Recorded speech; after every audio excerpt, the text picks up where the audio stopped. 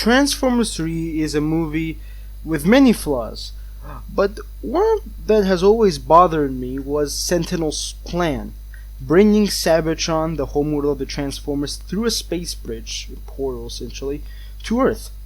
Yeah, if that doesn't sound stupid to you, then that means you've probably suspended your disbelief about the stratosphere.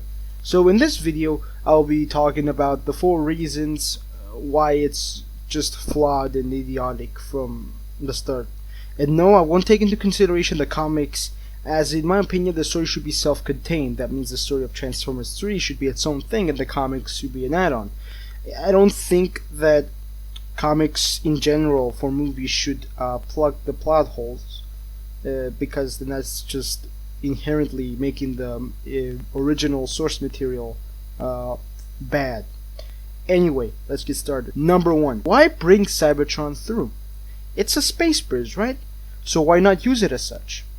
What the pillars are essentially doing is bending time and space so a wormhole could open through one place to the other. Simple in concept, hard in execution.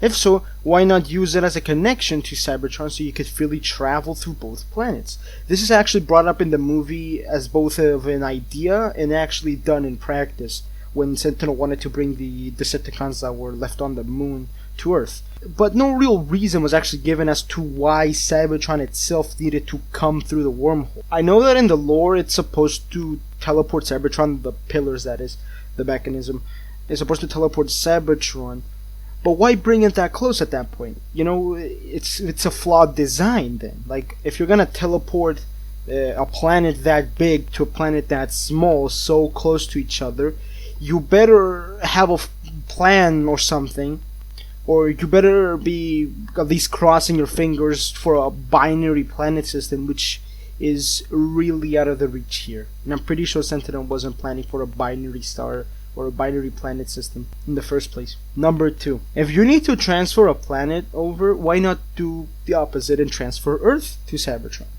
Now there's a lot of input, and I know this is one of the reasons which I don't myself agree as much, but this is something I need to bring up anyways.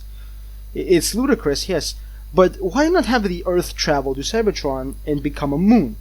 Now, this is bad for a variety of reasons, of course, but think about it. You know, if you need to have a planet travel, why not the Earth? And this, you know, will help you get the human slaves, which is something I'll bring up later, easier to the planet, and you have an extra moon. Now, of course, this will ruin the Earth immensely, and it would definitely not help. You know, I mean, it's a ludicrous plan, but it could work if you want it to work, that is. Number 3. Okay, you got the planet through. Now what? For the sake of argument, let's say Sentinel Prime, Megatron, and the rest of the Decepticons won.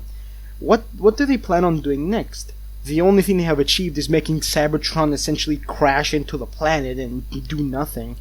By teleporting it so close. They doomed themselves unless Starscream could fly out of space, and the entire human race. To be honest, I don't know. Like, Megatron, I guess, hates humans because they freeze them, and wants to kill them. But Sentinel isn't really established as a genocidal character, or like a Thanos-style character, or anything like that.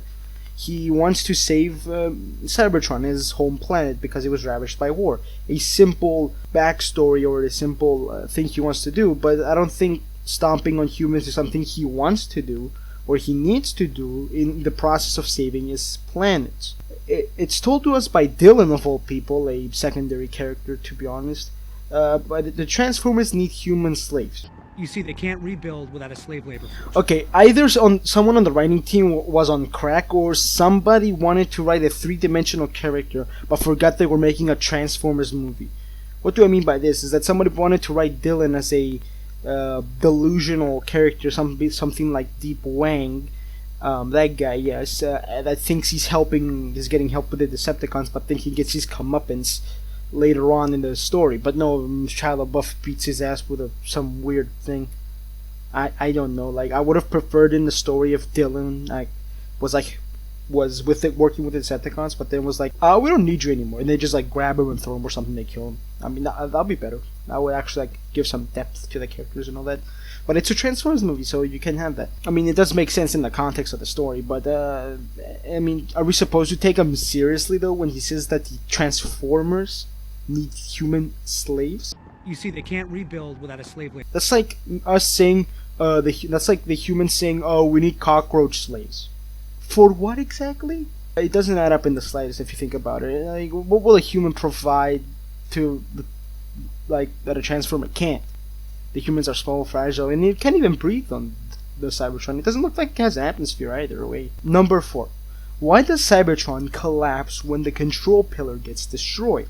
This is a much bigger question than all the other ones. Actually, not really, but during the fate of Chicago, Optimus Prime disables the control pillar, the pillar which controls all the other pillars, I guess, the MacGuffin, you could say, and that stops the process of the teleportation. It pauses, you could say, the planet in mid portal.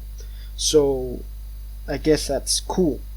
But why is when you why destroying that same pillar destroys the planet, and it destroys it in such a different way? Of course, there's some like deep fundamental quantum physics shit I don't even know here that probably could explain this, but from a normal person's view, it's like, right, so you have a portal, right, from one place to the other. Destroying the control interface, you could say, closes the portal, simple, but why does it destroy the payload, and why does it destroy it in such a way? This is a major plot hole, and it's either one of two things. It's destroyed just because you need to finish the movie and all that, or Sentinel made it that way, but that's dumb if you think about it even deeper, because, like, okay, he made it this way, but that goes counterproductive to his idea of saving it. Why, if you program it to self-destruct once the control pillar gets destroyed, then that's a really flawed system, right? Unless it's a copy of the planet, which is a completely different discussion entirely. The idea that if being a copy of the planet, while someone be cool, and it does explain why in Transformers 5 Cybertron exists, but that's a really shitty retcon, and I mean, I'm not going to write the movie for the people who didn't care about writing the movie, and it shows that I'm in denial about these movies being bad. Anyway, where was I? Ah yes, the pillar's destruction, resulting in the destruction of the payload, in this case Cybertron, is dumb as a planned outcome by Sentinel, and as a story outcome in general. In reality, the whole plan from the start of bringing Cybertron to Earth is dumb. Because, like, it's gonna crash into Earth, so you've basically achieved nothing. And saving the planet, like, okay, it's gonna crash into Earth, it's gonna get destroyed even more than it already is. So you've achieved nothing, alright, Sentinel? You've done nothing, your design of plan is flawed, right? Either Sentinel should have just made the space bridge as a teleportation device of people, troops, or whatever. It should have put a teleporter on Cybertron, and like you go through the teleporter into Earth to Cybertron, and you are on Cybertron, right? Simple. Like, you should have done that, and then anybody who was willing to help him and follow him to save Cybertron went in, right? Or he could have just shut up about it and just stayed in Earth and never talked about anything, and just, you know, never done anything about it, because in reality, even like him intervening would basically destroy the Earth, and yeah, it's really fucking dumb. So those were my reasons why Sentinel's plan is flawed, and this is a bit of a different video, you people. Thanks for all the subscribers. I've been recently getting a lot of subscribers, and I would like to thank you all you for. Again, this is a different video. Hopefully, if people want me to make more videos like this, I'll definitely will. I am down for that. I don't want to really make reviews, since, you know, I did the thoughts and opinions videos. The thoughts and opinions videos might come back, although I don't know if I'm gonna make them the same style.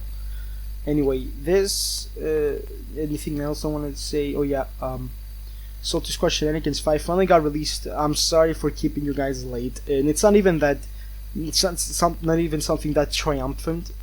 When it got released, it's like, wow, it finally got out. There's a lot of things I want to do, and like, these types of videos are stuff that I wanted to do for a while now, and I never got the chance. So if you want more of these, please comment down below, like, share, I guess, in other social media websites, this video if you want to see more of it. And this has been Steve Man, signing out.